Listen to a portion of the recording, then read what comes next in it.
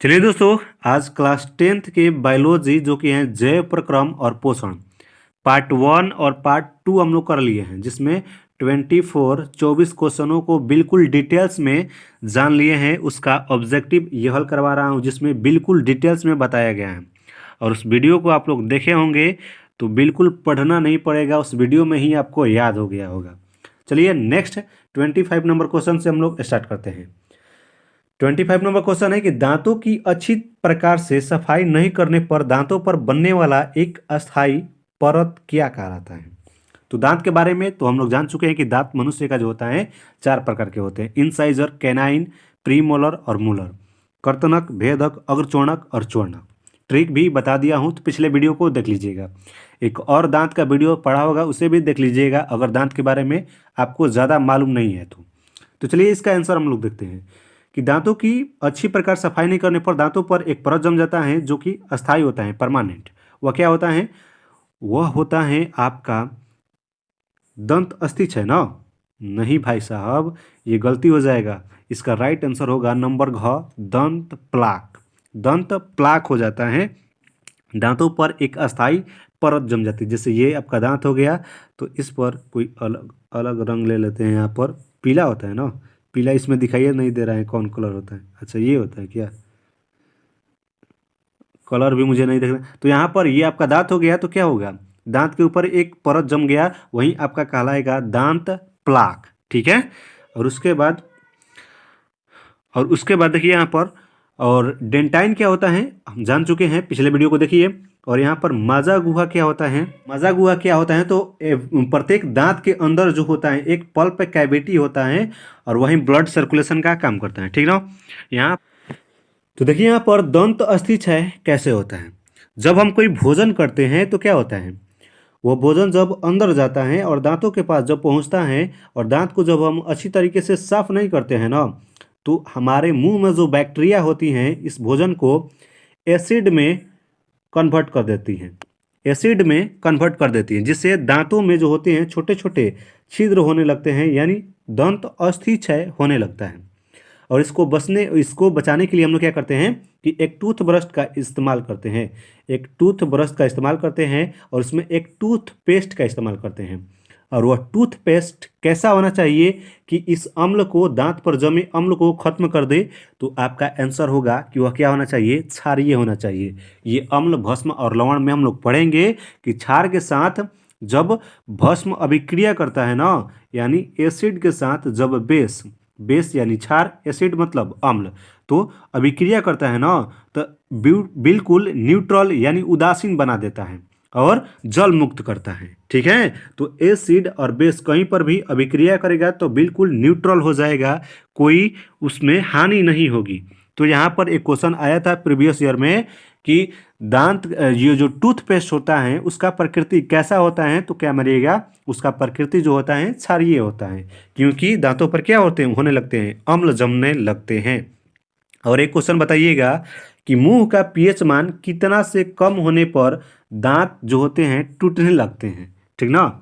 Next question 26 number कि इनमें कौन मनुष्य के मुख गुहा में पाई जाने वाली लार ग्रंथि नहीं है? स्लीवा ग्लैंड यानी लार ग्रंथि इनमें से कौन नहीं है? क नंबर अग्नाशय, ख पैरोटिड, ग सबमैंडिबुलर या घ सबलिंगुअल। तो देखिए भाई साहब, सबमैंडिबुलर, सबलिंगुअल और पैरोटिड, ये जो होती हैं हमारी माउथ कैविटी यानी मुख में जो होती हैं ये पाई जाने वाली, ये तीनों क्या हैं? लार ग्रंथियां हैं ये तीनों। और ये जो होता है ये अग्नाशय, अगर आप चैप्टर 1 कंप्लीट किए होंगे तो जानते होंगे अग्नाशय एक होता है अमाशय। तो ये अग्नाशय जो होता है कहाँ पर होता है? छोटी आंत के बगल में होता है, जिसको इंग्लिश में हम लोग पैनक्रियाज बोलते हैं। और यह क्या करता है? तो एक अग्नाशयी जूस का श्रवण करता है, जो क्या करता है? जो ब्लड में शुगर को नियंत्रित करता है। भाई साहब बहुत ही इंपॉर्टेंट है ये पैनक्रियाज यानी अग्नाशय। और यही जूस अगर कम हो जाता है ना, तो इंसान में जो होता है ब्लड शुगर हो जाता है। बताए क्वेश्चन आएगा कि ब्लड शुगर किसकी या किस ग्रंथि के कमी से, किस ग्रंथि के श्रवण के कमी से होता है, तो अग्नाशय ग्रंथि के श्रवण के कमी से जो होता है क्या होता है, चिनिया रोग जिसे हम लोग बोलते हैं, या ब्लड शुगर। ठीक ना। ब्लड शुगर के बारे में अच्छी तरीके से जानेंगे बाद में, यह बिल्कुल बड़ा लेक्चर हो जाएगा। ठीक ना। यहाँ पर 27 नंबर क्वेश्चन, आहार नाल में क्रमाकुंचन को दर्शाने वाले चित्र में चिन्हित स्थान किस प्रक्रिया को दिखा रहा है।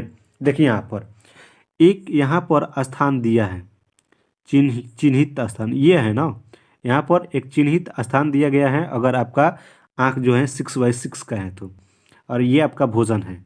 भोजन भाई साहब क्या होता है, पहले हम जो मुंह में लेते हैं तो क्या होता है, वहाँ से गले से नीचे आता है और फिर ये बिल्कुल पाइप की तरह होता है, पतली पाइप की तरह।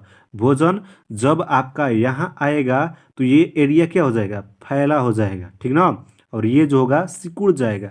फिर जब भोजन यहाँ से यहाँ तक सफ़र करेगा ना, तो ये क्या हो जाएगा, ये फैला हो जाएगा और ये सिकुड़ जाएगा।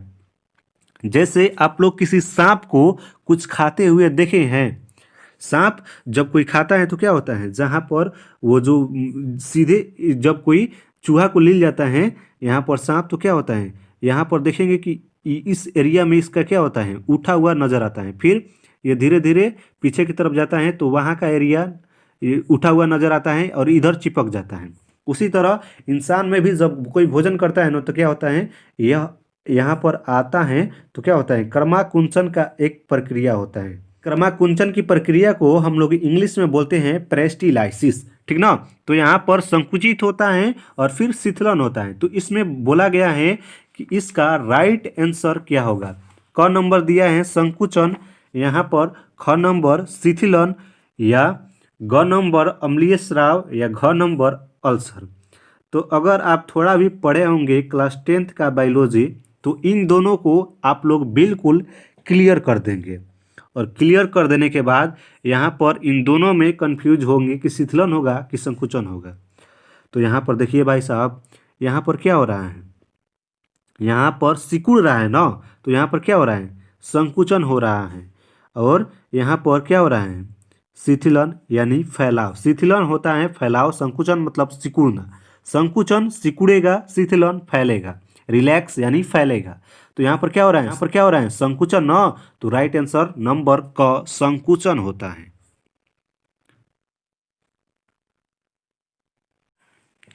चलिए नेक्स्ट क्वेश्चन देखते हैं कि अमाशय की भीतरी दीवार पर किस प्रकार की कोशिकाओं का स्तर होता है। क सल्काव एपिथेलियम कोशिका, या ख क्यूबाइड एपिथेलियम कोशिका, या ग पक्ष्मल एपिथेलियम कोशिका, या घ स्तंभाकार एपिथेलियम कोशिका। खतरनाक नाम है भाई साहब। तो देखिए यहाँ पर अमाशय की भीतरी ये जो यहाँ पर देखिए अमाशय की जो भीतरी कोशिका होती है ना, वह होती हैं यहाँ पर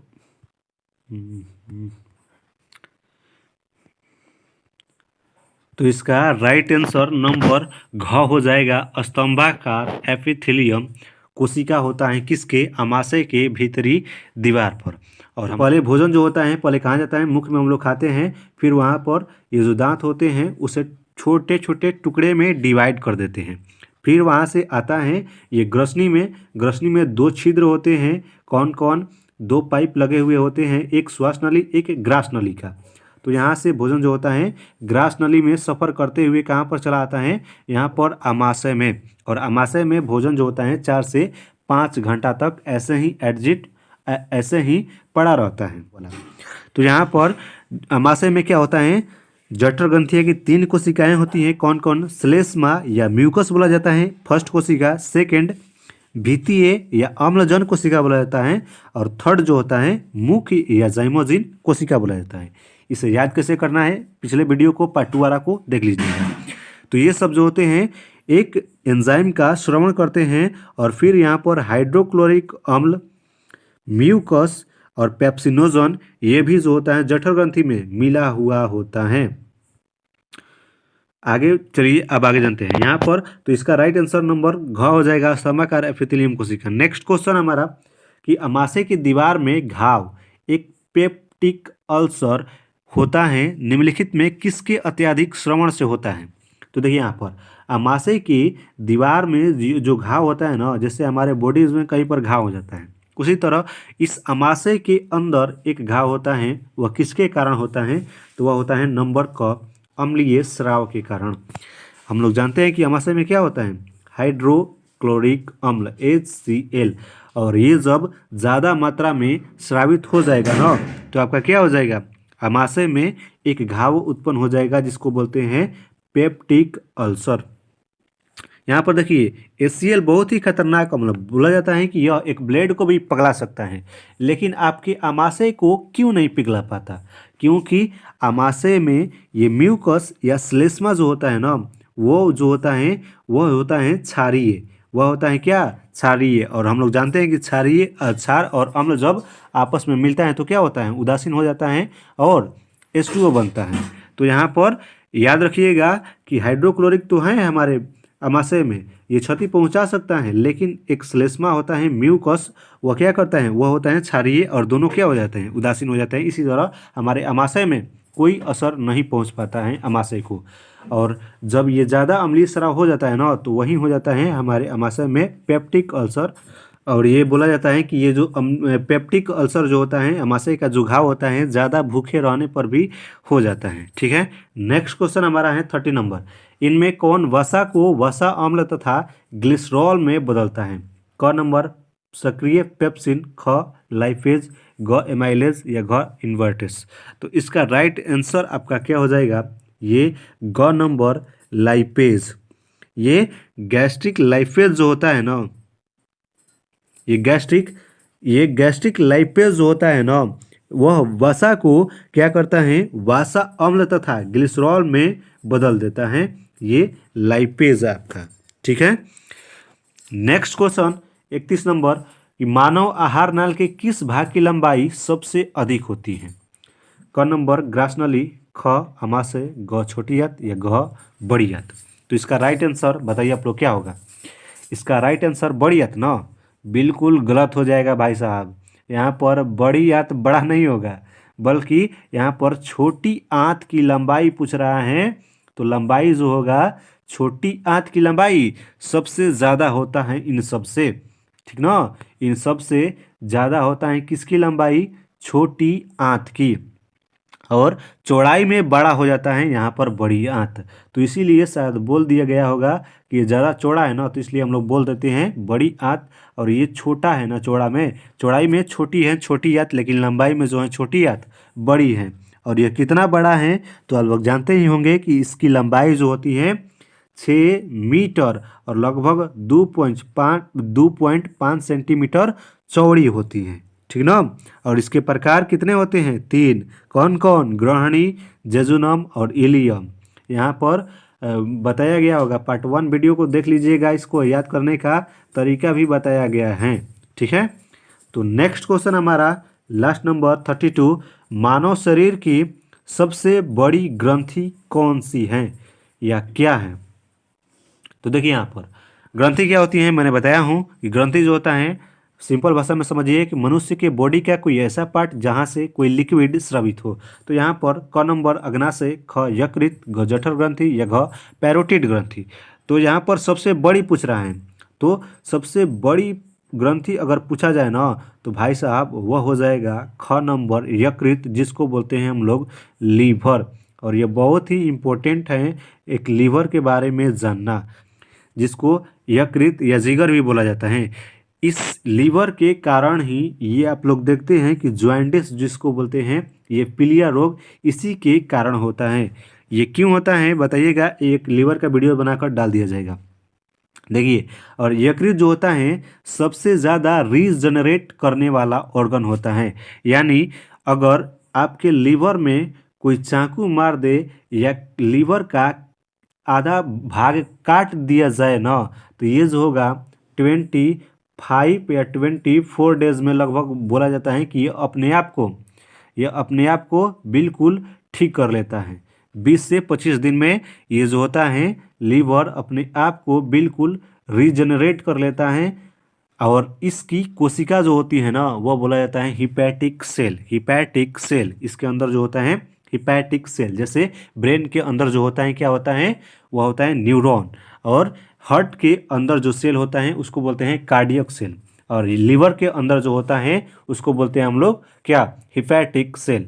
और इस हिपैटिक सेल में रीजनरेट करने का क्षमता जो होता है ज़्यादा होता है, और लीवर रीजनरेट बहुत ही जल्दी कर लेता है अपने आप को। तो अगर आपको डॉक्टर बोले कि भाई साहब आपका लीवर खराब हो गया है, तो इसका मतलब हार्ट अटैक से मर मत जाइएगा, क्योंकि लीवर जो होता है तो क्या होता है, लीवर जो होता है बहुत जल्द ही अपना बना लेता है जितना खराब हो गया है तो। लेकिन उन्हीं का लीवर जल्दी बनेगा जो स्वस्थ भोजन करते हैं।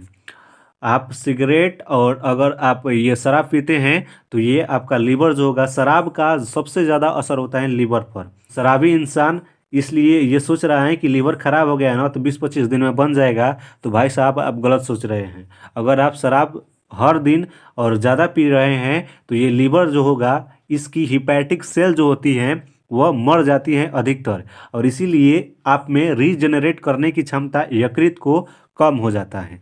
तो जितना हो सके स्वस्थ भोजन कीजिए, जिससे लीवर जो है खराब भी हो जाएगा तो बहुत ही जल्दी बन सकता है आपका। ठीक है, तो ये 32 क्वेश्चनों को हम लोग हल कर लिए। बताइएगा नेक्स्ट वीडियो अपने से कुछ क्वेश्चन बनाकर लाऊंगा इस जैव प्रक्रम और पोषण पर। ठीक, व्यूज़ बहुत कम जा रहा है। सिर्फ लाइक करने से नहीं होगा भाई साहब, वीडियो को देखिए और इस क्वेश्चन को अच्छी तरीके से देखिए, समझिए, और बताइए मुझे कि कहाँ पर मुझसे ज़्यादा डिटेल्स में पढ़ाया जा रहा है, या आप सिर्फ वन लाइनर क्वेश्चन जानना चाहते हैं तो ये भी बताइएगा। ये तो वन लाइनर अपने बुक से भी टिक कर सकते हैं, ये वन लाइनर जो क्वेश्चन है अपने बुक से भी टिक कर सकते हैं। इसका क हो गया तो बस इसका क मार्कर रहने दीजिए। नहीं भाई साहब, ये बहुत ही गलत कर रहे हैं आप। किसी क्वेश्चन को जानना है तो पूरा डिटेल्स में जानने की कोशिश कीजिए, ठीक ना। वीडियो पसंद नहीं आ रहा है तो बोल दीजिएगा, मैं बंद कर दूंगा, क्योंकि बहुत ही ज़्यादा मेहनत लगता है इसमें।